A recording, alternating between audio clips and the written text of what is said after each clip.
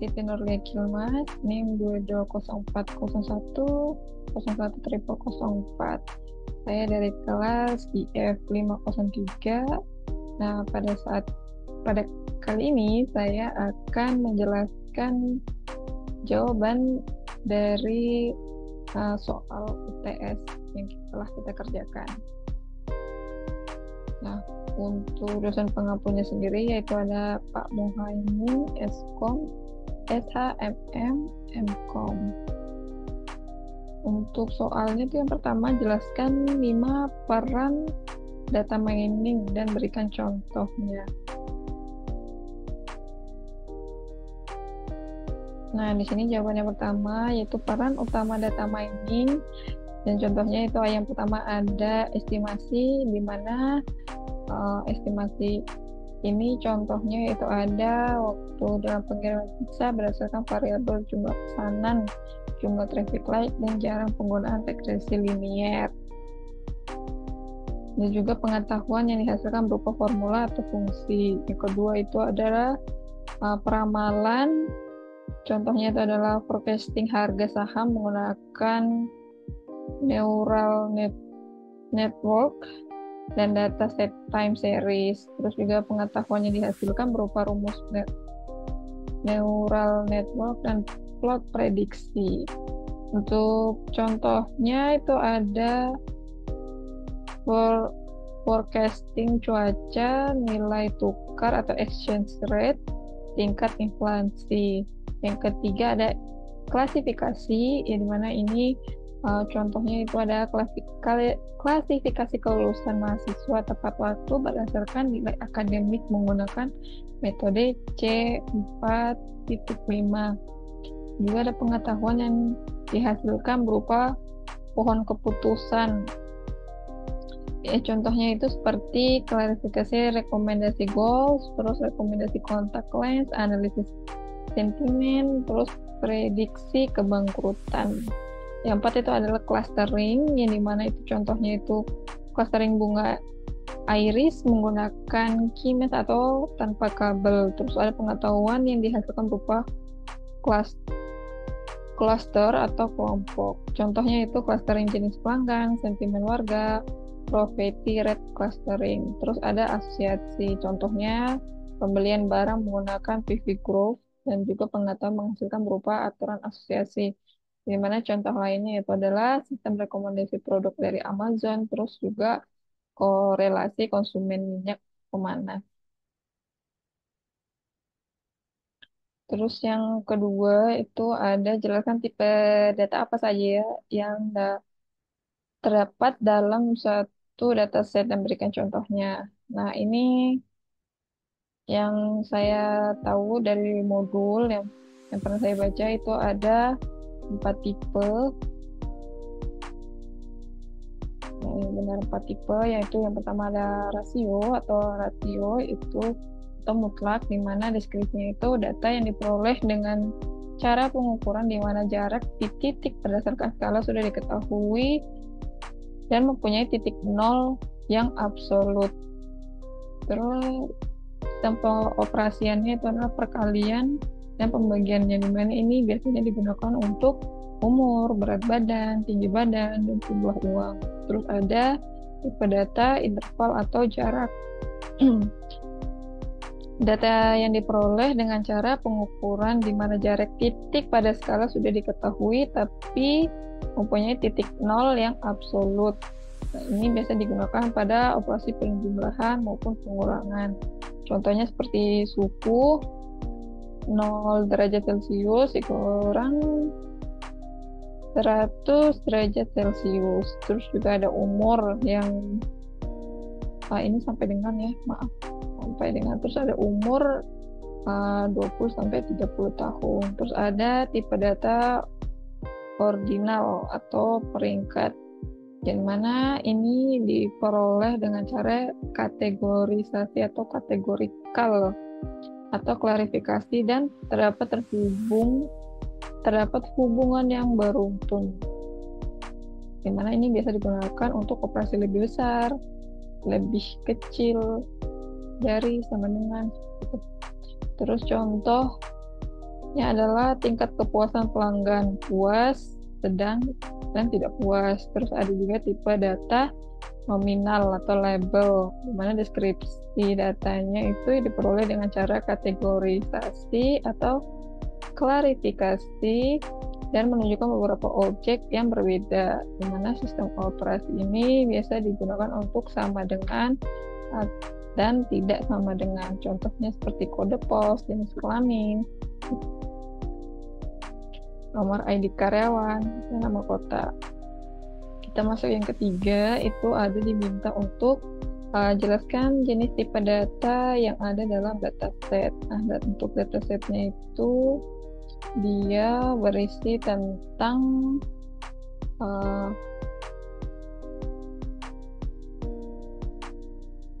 kita besar dulu. Nah, dia berisi tentang daftar persetujuan kredit missing. Nah, di data pertama pada data nasabah ini 3 poin A, yang 3 poin A. Pada data nasabah itu adalah nominal, terus juga yang ke jenis kelamin itu nominal, terus ada integer, juga ada di bawahnya ini, di mana ada kategorikal yang di screenshot ini.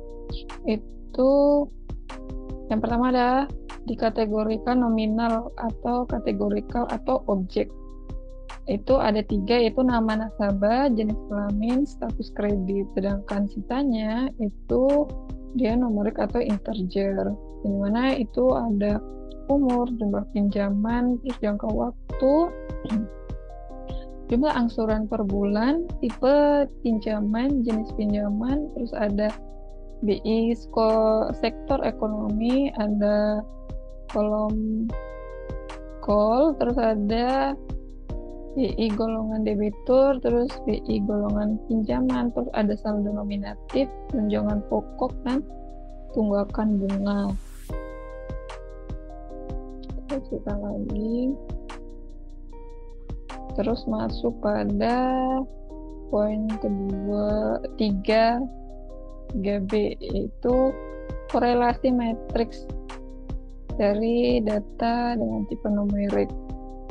Nah, ini sini. Jadi sini yang muncul itu korelasi matriksnya. Mungkin sedikit saya jelasin.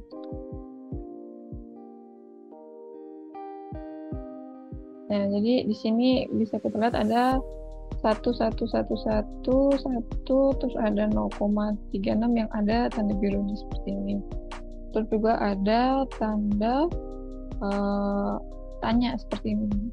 Jadi kita jelaskan. Jadi data korelasi bisa kita lihat dari sini, korelasi matriks. Kita bisa lihat di sini itu sangat kuat, di mana dia itu lebih dari 0,8, yang mana itu ada pada jumlah pinjaman ini dengan saldo nominatif.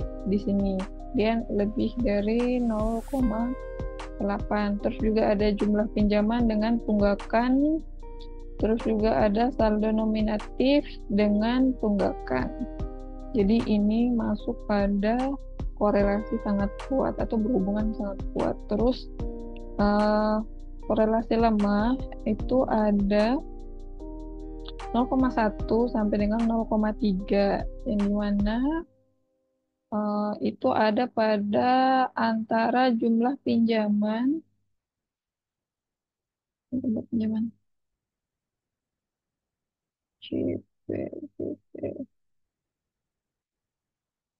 pinjaman dengan jumlah angsuran. Jumlah pinjaman dan jumlah angsuran, terus ada jumlah angsuran dengan saldo nominal,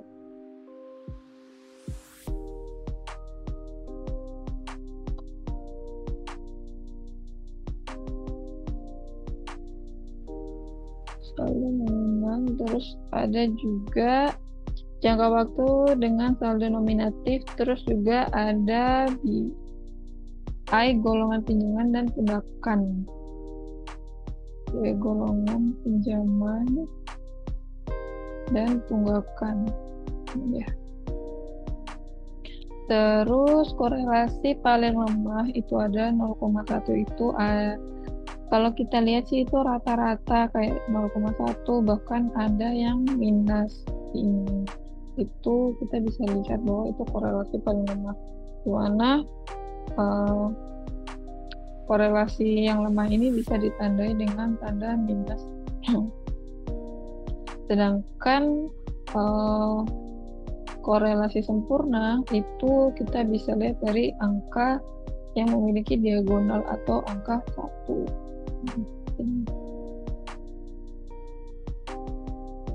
Terus untuk tanda tanya ini itu dia masuk ke data tidak ada atau data kosong. Jadi datanya memang kosong.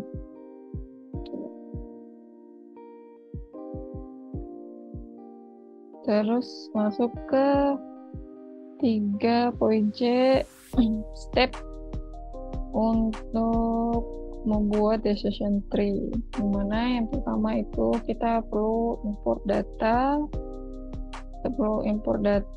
terus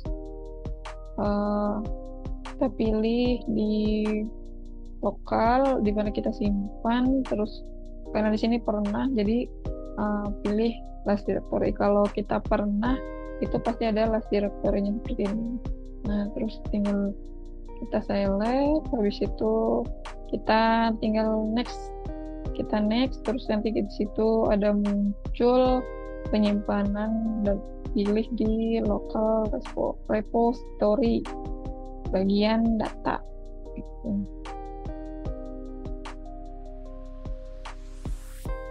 Nah sudah pada itu terus ini ada gambar. Nah nih seperti di sini. Jadi kalau kita sudah import itu pasti nanti munculnya di resolve dulu. Resolve-nya tuh nanti seperti jadi nanti dia munculnya data dulu. Nanti setelah ini akan saya demokan. Jadi nanti dia muncul data dulu di resolve. Terus habis itu kita pilih design dan nanti akan muncul di sini. Terus yang pertama itu kita drag dulu. Kita drag ke sini, ke halaman ini. Terus habis itu karena kita mau buat decision tree dengan format integer saja, jadi kita perlu cari filter exam. Nah, filter ini dia itu nanti kita memilih data apa saja yang akan kita pakai nanti. Kita pilih ini, terus habis itu set role-nya kita pilih set role di sini. Set role di mana ini fungsinya untuk mengidentifikasi peran role atau kolom tertentu dalam dataset, yang mana ini memprediksi suatu kredit untuk mengatur kolom status kredit sebagai label. Nah, labelnya ini adalah yang akan kita gunakan nanti. Terus setelah semua ini jangan lupa untuk kita hubungkan. Nah, hubungkannya pun itu harus sesuai ya. Kalau misalnya di sini ori gitu, terus kita kasih masuk di example, pasti nggak bisa. Dia harus ke ori juga kayak gitu. Tapi nanti dia muncul error. Nah, setelah udah masuk ke sini itu kita bisa coba dulu untuk menampilkan kayak gitu sebelum masuk pada validation. Nah, setelah kita berhasil, jadi tambah operator kita tampilkan, seperti jangan langsung semuanya berini, jangan, tapi kita harus satu-satu terus kita tampilkan seperti itu. Nah, terus setelah semuanya udah beres dari 1 sampai 4, terus kita ke 5 yaitu kita masuk ke validation. Kita tambahkan, kita cari di operator, kita cari di operator validation, terus kita tambahkan di sini. Nah, pada validation ini kita tambah lagi. Nah, kita bisa lihat validation ini untuk membantu memastikan model decision tree bekerja dengan baik pada data yang tak terlihat. Tuh. Ini nanti kita klik 2 kali, terus nanti dia akan muncul seperti di sini. Ini dia di dalam validasi. Nah, di dalam validasi ini kan kita mau buat decision tree. Pastinya kita perlu operator decision tree. Nah, kita nggak bisa decision tree aja kayak gitu, karena kan kita perlu lihat hasilnya juga. Nah, kita butuh apply model. Nah, ini pada training tambahkan operation design dan juga testing pada operator apply dan performance. Setelah itu kita klik run, dan ini untuk hasilnya. Hasilnya berapa, kita tuh bisa lebih performance, di mana kalau kita lihat di sini tuh um, di sini ada akurasi itu 93,80%.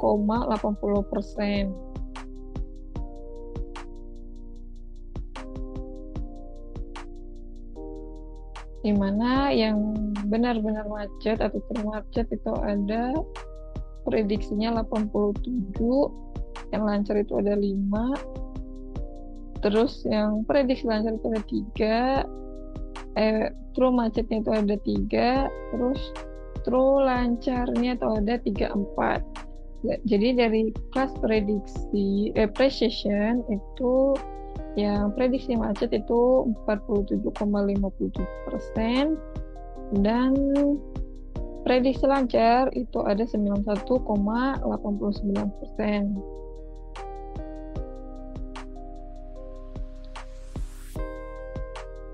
Nah, untuk decision tree, kan ini performance. Kita lihat di decision tree ini. Untuk decision tree-nya seperti ini. Ini karena kita nggak bisa screenshot langsung semuanya, jadi setengah. Jadi di sini bisa dilihat, sini ada tunggakan pokok yang paling utama, terus kita baca mungkin sedikit di yang bagian bawah.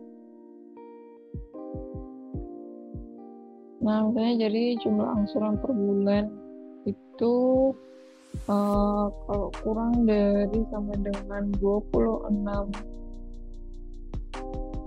260.000, berapa ribu nih, dia tuh macet. Sedangkan jumlah angsuran per bulan dari lebih dari angka ini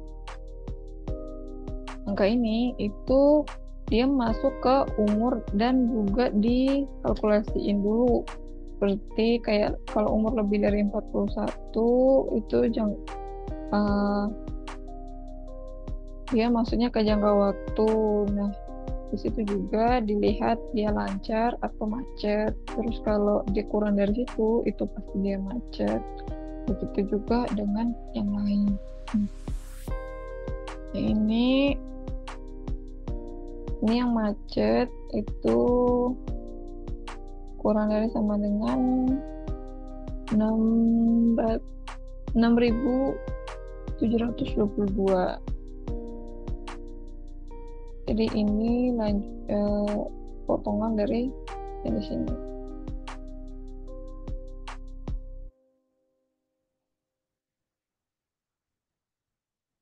Nah, untuk referensinya sendiri itu ambil dari modul pembelajaran data mining uh, dari sesi 1 sampai sesi 7.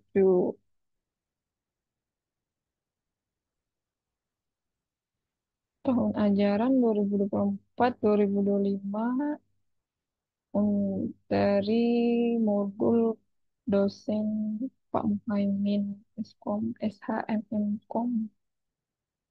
Sekian penjelasan jawaban UTS data mining dari saya. Kurang lebihnya mohon maaf. Terima kasih.